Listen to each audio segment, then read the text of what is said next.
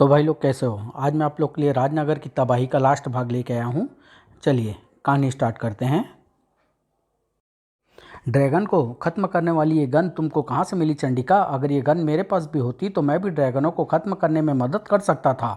ये गन नहीं, killer pump है ध्रुव, और इसका इसका ध्यान करते ही पंप तुमको मिल जाएगा। मिल जाएगा से क्या मतलब है? ऐसे ही हवा में से मिल जाएगा? हाँ तुम सोचो तो। और ध्रुव के ध्यान लगाते ही, वाह सचमुच, यानी वीडियो गेम में जो बटन दबाने से होता है वह यहाँ सोचने से ही हो जाता है। ठीक समझे।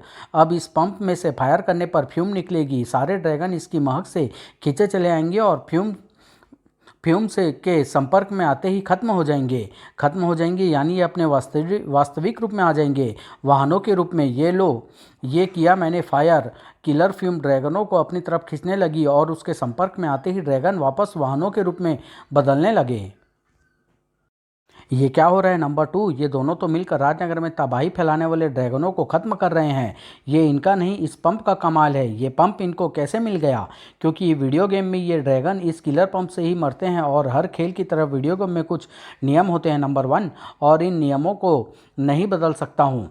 वीडियो गेमों के जो भी प्राणी जिस भी हथियार से ख़त्म होते हैं वह हथियार इनको सोचते ही मिल जाएगा। मैं इनको नहीं रोक सकता नंबर 1।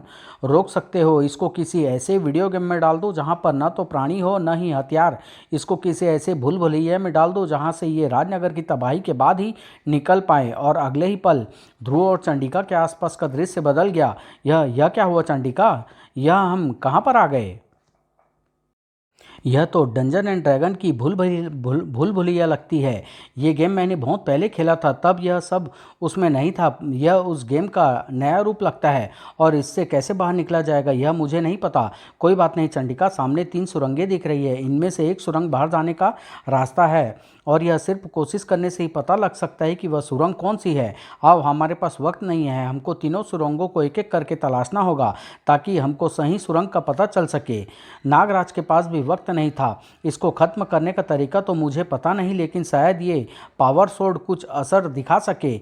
लेकिन पावर सोर्ड उस मैकेनोसोरस के शरीर से टकराते ही चूर चूर हो गई, और नागराज का शरीर शिकंजे में कस गया, और वह शिकंजा नागराज को उसकी मौत की तरफ ले जाने लगा, यानी अपने मुंह की तरफ।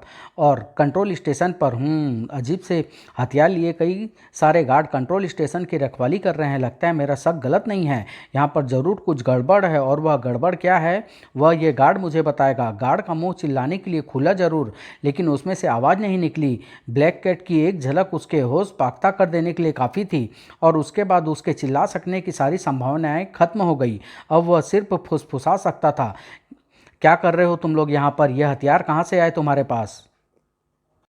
हाँ, हम भारतीय कम्युनिकेशन के गार्ड हैं। ये हथियार भी हमको उन्होंने ही दिए हैं, और हमको आदेश है कि जो भी इस कंट्रोल स्टेशन के आसपास आए उसे उड़ा दिया जाए। ऐसा हथियार तो मैंने आज तक नहीं देखा। इसमें गोलियां कैसे भरते हैं? इसमें से गोलियां नहीं, विखंड किरण निकलती है लड़की, जो किसी भी वस्तु को एक पल के सव्वे हिस्से में हवा कर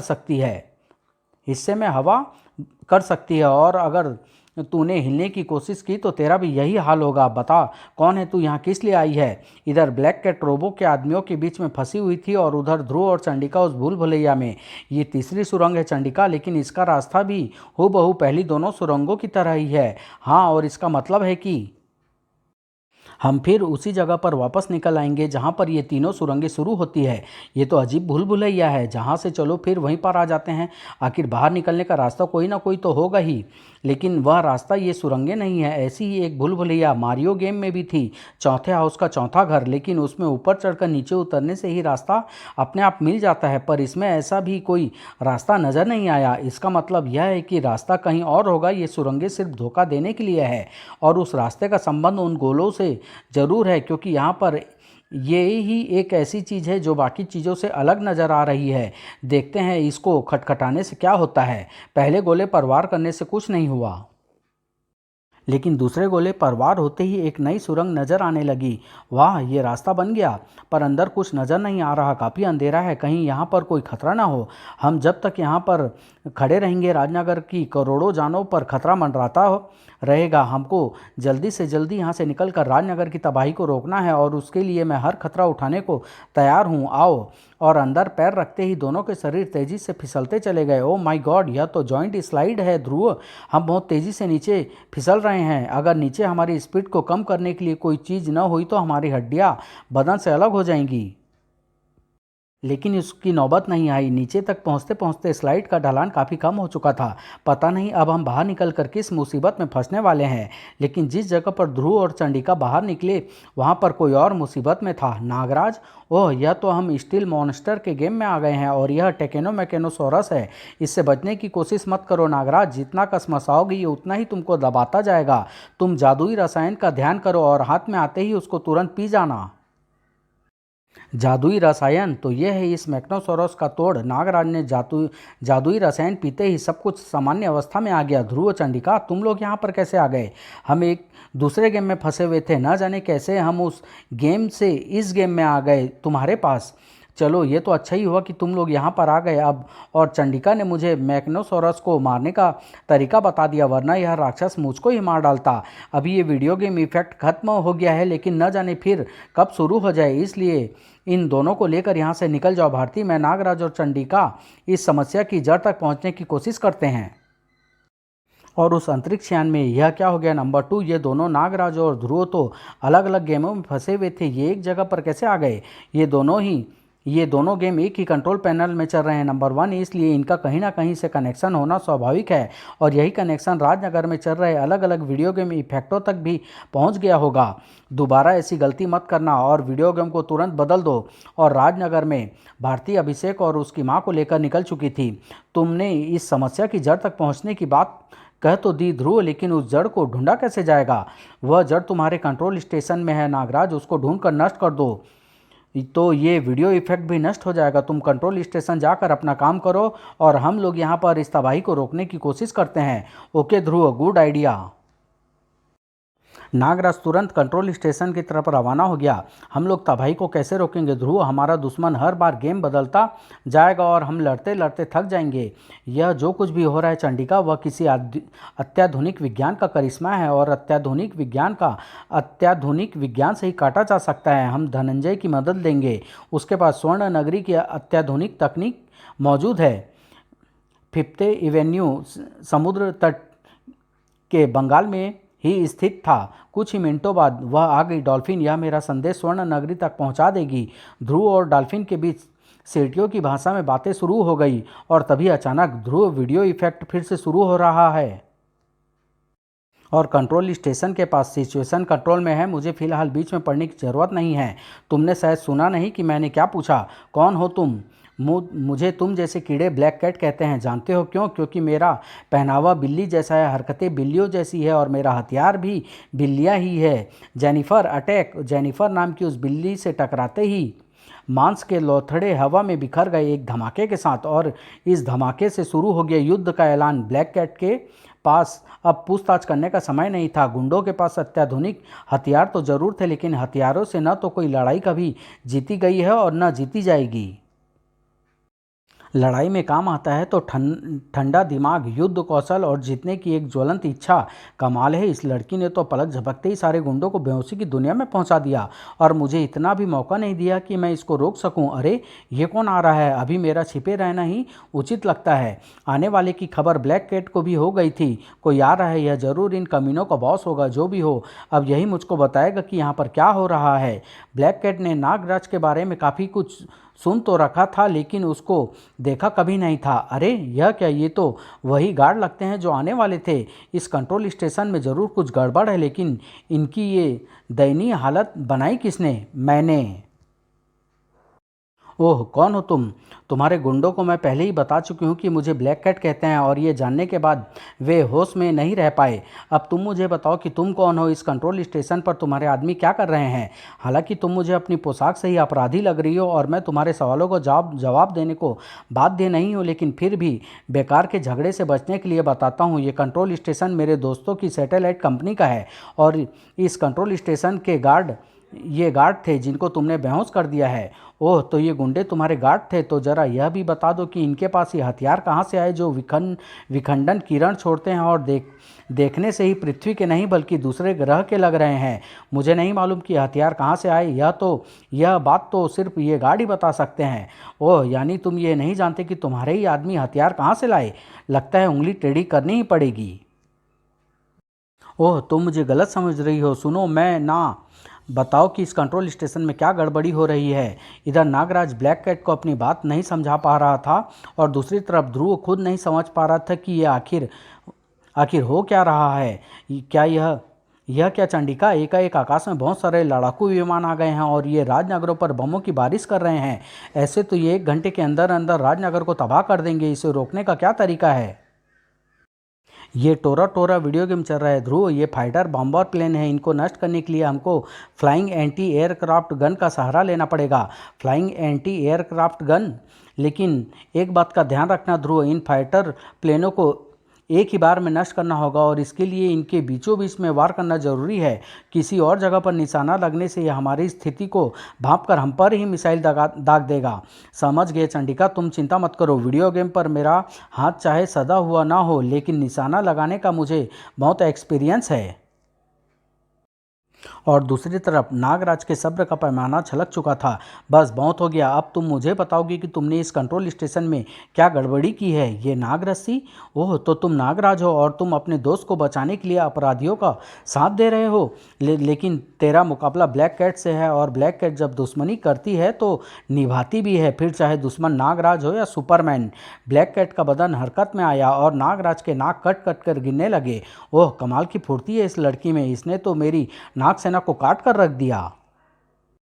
नागसेना का इस्तेमाल करने का कोई फ़ायदा नज़र नहीं आ रहा। अब मुझे अपनी शारीरिक शक्ति का इस्तेमाल करना ही पड़ेगा। नागराज कुश्ती की कई कलाओं में माहिर था, लेकिन ब्लैक कैट भी इस कला की मास्टर थी।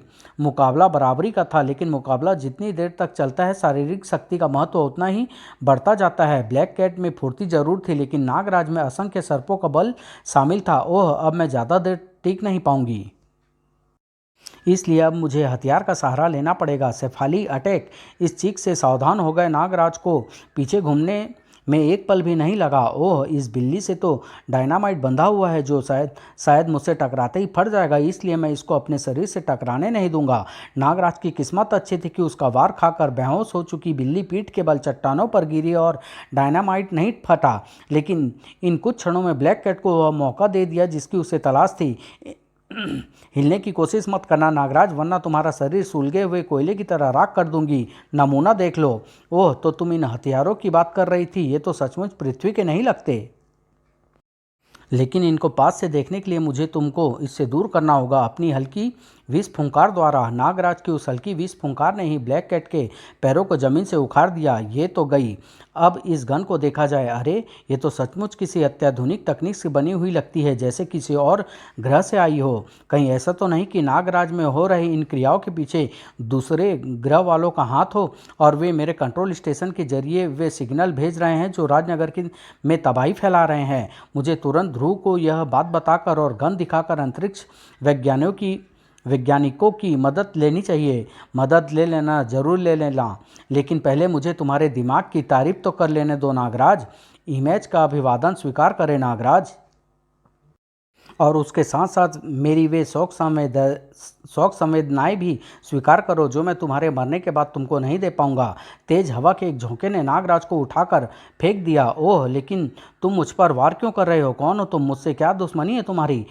तुम्हारी कोई व्यक्तिगत दुश्मनी नहीं है नागराज, लेकिन तुम वह जान चुके हो जो तुमको नहीं जानना चाहिए था। दरअसल तुम जो भी समझ रहे हो वह सच है। मेरे मालिक यानी प्लून ग्रह साम्राज्य के प्राणी तुम्हारे इस कंट्रोल स्टेशन का प्रयोग राजनगर में तबाही फैलाने के लिए कर रहे हैं, और यह तबाही एक छोटा सा नमूना है। जल्दी ही इस तबाही का प्रयोग पूरी दुनिया के हर शहर में किया जाएगा। तबाह कर दी जाएगी यह मानव जाति और पृथ्वी पर कब्जा करेगा प्लून साम्राज्य। लेकिन तुम सब न तो बताने के लिए जिंदा रहोगे और न ही देखने के लिए। अरे, मेरे सर पे इनके आर पार जा रहे हैं, यानी ये सिर्फ एक परछाई है। हाँ, मेरा प्रक्षेपण भी तुम्हारे सैटेलाइट रिसीवर द्वारा ही हो रहा है। मैं ऊर्जा का एक रूप हूँ और मेरी शक्तियाँ भी ऊर्जा से ही चलती है। जैसे मेरी यह किरण तुम्हारे ऊपर का वायु दबाव बढ़ा देगी और इतना बढ़ा देगी कि तुम खड़े भी ना हो पाओगे। ओह, सचमुच मेरे चारों तरफ की हवा भारी हो रही है। मैं खड़ा नहीं हो पा रहा हूँ। मुझे सांस लेने में भी दिक्कत हो रही है। इधर नागराज इमेज से जूझ रहा था और दूसरी तरफ ध्रुव और चंडिका वीडियो इफेक्ट का मुकाबला कर रहे थे। ओह, मेरा निशाना चूक गया। यानी अब ये मुझ पर मिसाइल से हमला करेगा और साथ ही साथ एक दूसरा फाइटर प्लेन भी मेरी तरफ बढ़ रहा है। मैं दोनों से एक साथ नहीं निपट सकती, अब एक न एक तो मुझको। ओह थैंक यू ध्रुव, घबराओ मत चंडिका, अब सिर्फ 2 प्लेन बचे हैं, जिनमें से एक तो गया, अब दूसरा वार आखिरी वार होगा। नहीं ध्रुव, इस आखिरी फाइटर प्लेन को मत मार गिराना, क्योंकि इस प्लेन को मार गिराते ही गेम खत्म हो जाएगा, सब कुछ गायब हो जाएगा, ये फ्लाइंग एंटी एयरक्राफ्ट गन भी, और हम इतनी ऊंचाई से सीधे ज़मीन पर जा गिरेंगे। ओह, यानी ये प्लेन राजनगर पर बम गिराते रहेगा और चुपचाप दर्शक बने हम देखते रहेंगे। एक तरफ राजनगर जल रहा था और दूसरी तरफ नागराज राजनगर को बचाने की जी तोड़ कोशिश कर रहा था। मुझे एक एक इंच खिसकने के लिए भी अपनी पूरी नाक शक्ति लगानी पड़ रही है, लेकिन मुझे डिश एंटीना तक पहुंचना ही होगा ताकि मैं उसको नष्ट करके उस तक आने वाले सिग्नलों को नष्ट कर सकूं। ओह, तू अभी भी सरक सकता है, यानी मुझे हवा का दबाव और बढ़ाना पड़ेगा। ओह, अब तो सांस लेना भी असंभव हो रहा है, लेकिन अगर मैंने इस वक्त हिम्मत हार दी तो न तो मैं बचूंगा और ना ही ना राजनगर, इसलिए मुझे हर हाल में डिश एंटीना तक पहुंचना ही होगा। लेकिन मैं इसको उखाड़ कर नहीं फेंक पाऊंगा, क्योंकि मेरे हाथ पर वायु दबाव इतना ज़्यादा है कि मुझसे हाथ भी मुश्किल से हिलाया जा रहा है। अब एक ही रास्ता है, मेरी सर्प सेना वह डिश एंटीना के नीचे की ज़मीन को खोदकर इतना पोला कर देगी कि यह एंटीना अपने आप गिर जाएगा। अरे यह क्या, वायु दबाव इतना अधिक है कि सर्प सेना मेरे शरीर से बाहर नहीं आ पा रही है, यानी अब कोई रास्ता नहीं है। लेकिन रास्ता खुद चलकर नागराज के पास आ रहा था। नागराज पर हमला करने वाली बिल्ली के होश आ गया था और वह अपनी मालकिन का आदेश अब तक भूली नहीं थी। नागराज की निगाहें तुरंत आवाज़ की तरफ घूम गई। यह बिल्ली, यह होश में आ गई और यह फिर से मुझ पर हमला कर रही है, यानी वायु दबाव मुझ तक ही सीमित है, वरना यह बिल्ली ऐसी छलांग न लगा पाती। अगर मैं अपना पैर हिलाकर इस बिल्ली को सही जगह पर एक सही किक लगा सकूं तो यह बिल्ली ही मेरा वह हथियार बन जाएगी जो इस डिश एंटीना को नष्ट कर सके। नागराज की किक एकदम सटीक थी। बिल्ली हवा में उड़ती हुई डिश एंटीना के अंदर जा गिरी और अगले ही पल एक जोरदार धमाका हुआ। डिश एंटीना के टुकड़े चारों तरफ हवा में उड़ने लगे। स्पेसशिप से आने वाले सिग्नलों का संपर्क टूट गया और संपर्क के टूटते ही इमेज अपने आप गायब होने लगा और नागराज के ऊपर बना हुआ वायु दबाव भी गायब हो गया। वाह, यह बिल्ली एकदम सही समय पर काम आ गई, वरना इस वक्त इसके बजाय मैं गायब हो गया होता। लेकिन गायब होने वाले अभी और भी वस्तुएं थी। चंडिका, इस एंटी एयरक्राफ्ट गन को उस ऊंची इमारत के पास ले चलो, हम वहां से फाइटर प्लेन को नष्ट करने की कोशिश करेंगे, ताकि इसके नष्ट होने से गेम खत्म होने की स्थिति में हम छत पर कूदकर बच। ओह, यह क्या, गन गायब हो गई है, प्लेन भी गायब हो गया है, वीडियो इफेक्ट एकाएक खत्म हो गया है। ध्रुव, अब हमको नीचे गिरकर मरने से कोई नहीं बचा सकता। लेकिन ध्रुव और चंडिका उस द्वार पर ध्यान नहीं दे रहे थे जो ठीक उन दोनों के पैरों के नीचे खुल रहा था। यह धनंजय द्वारा भेजा गया स्वर्ण नगरी का प्रवेश द्वार था। और उस रहस्यमय यान पर यह क्या हुआ? नंबर 2, सारी स्क्रीनें एक साफ कैसे हो गई? कंट्रोल स्टेशन का डिश एंटीना नष्ट हो गया है नंबर 1, और उसके नष्ट होने से पृथ्वी से हमारा पूरा संपर्क खत्म हो गया है। ओह, यानी हमारा अब तक का सोचा हुआ सारा प्लान मिट्टी में मिल गया। अब एक ही रास्ता है, हमको कुट्टू लोगों तक खबर पहुंचने से पहले ही इस ग्रह पर कब्जा करना होगा, और उसके लिए हमको पृथ्वी पर से इस मानव नाम के कीड़े को हटाना पड़ेगा। विखंडन लहर को छोड़ने की तैयारी करो। वह लहर इन मानवों के शरीर को अणुओं में बदल देगी और समुद्र तल में बसी स्वर्ण नगरी में शुभागमन। ध्रुव, धनंजय, आज तो तुमने हमारी जान बचा ली। डॉल्फिन से तुम्हारी खबर मिलते ही मैं तुम्हारी समस्या के बारे में छानबीन करने जुट गया था, और जब जवाब मिल गया तो मैंने तुमको ढूंढना शुरू कर दिया। जवाब मिल गया? क्या है जवाब? इधर आओ, इस सुदूर दर्शन पर देखो, यह स्पेसशिप है। राजनगर में हो रही तबाही की जड़ ये पृथ्वी पर जो किरण भेज रहे हैं, मैंने उसी के द्वारा इनको पकड़ा है। किसकी है ये स्पेसशिप? यह शिप प्लून साम्राज्य की है, और इसको मैं इसलिए पहचान गया क्योंकि हमारे ऐतिहासिक संग्रहालय में इनका भी उल्लेख है। यह पहले पृथ्वी पर आ चुके हैं राक्षसों यानी रक्ष जाति का साथ देने के लिए, लेकिन उस बार हमने इन्हें मार भगाया था। धनंजय ध्रुव को प्लून और कुट्टू साम्राज्यों की दुश्मनी के बारे में बताता चला गया, लेकिन अभी इनको स्पेस कैसे रोकोगे? तुम लोगों के पास हथियार तो है ही नहीं। हथियार है ध्रुव, लेकिन हम उनका प्रयोग नहीं करते। क्यों? क्योंकि इनका प्रयोग महाघातक होता है। एक बार में पूरा ग्रह तक नष्ट हो सकता है, लेकिन अब हमको अपने आयुधों का प्रयोग करना ही पड़ेगा। धरती की रक्षा के लिए। ये देखो, यह है वह अस्त्र जिसको तुम ब्रह्मास्त्र के नाम से जानते हो। इस एक शस्त्र का धमाका ही इस पूरे विशाल का यान को जीवन रहित कर देगा। तब तो अंतरिक्ष में घूम रही हमारी सारी सैटेलाइटें भी नष्ट हो जाएगी। नहीं ध्रुव, यह प्रक्षेपास्त्र से ऐसी किरणें छोड़ता है जो सिर्फ जीवित कोशिकाओं पर ही असर करती है, और इस वक्त अंतरिक्ष में इन प्लून प्राणियों के अतिरिक्त और कोई जीवित वस्तु नहीं है। और कुछ ही क्षणों बाद अंतरिक्ष में एक तेज रोशनी चमकी। ब्रह्मास्त्र से निकली विकिरण की किरणें स्पेसशिप की दीवारों को चीरती हुई अंदर छा गई और जीवित प्राणियों की कोशिकाएं गलकर बहने लगी। पलक झपकते ही यान जीवित रहित हो गया। किसी भी बटन को दबाने के लिए कोई उंगली बची ही नहीं थी। राजनगर अब सुरक्षित था। भगवान का शुक्र है कि तुम और चंडिका सही वक्त पर आ गए ध्रुव, वरना पूरा राजनगर ध्वस्त हो चुका होता। इसमें मुझसे बड़ा हाथ तो नागराज का है। अगर ये कंट्रोल टावर को नष्ट न करता तो हम भी कुछ नहीं कर सकते थे मेयर साहब। लेकिन नागराज, तुम एकाएक आ कहाँ से गए? तुमको पता कैसे चला कि राजनगर में कुछ गड़बड़ हो रही है? क्यों बच्चू, फंस गए जी? अब क्या बताओगे? मैं वो वहाँ से, ये आप लोग नागराज से बाद में पूछते रहिएगा मेयर साहब। फिलहाल तो मैं राजनगर के पुनर्निर्माण के लिए 1 करोड़ का चेक देना चाहती हूँ, कृपया स्वीकार करें। समाप्त।